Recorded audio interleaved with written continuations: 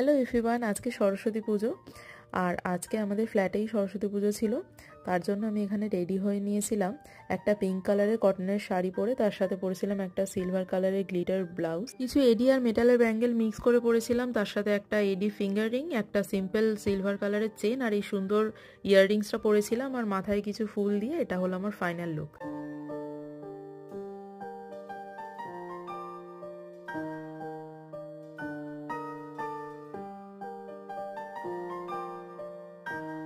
Ready হয়ে চলে গেছিলাম ছাদে, আর এখানে পুরোহিত মশাই এসে পুজো শুরু করে দিয়েছেন। এখানে হোম হচ্ছিল।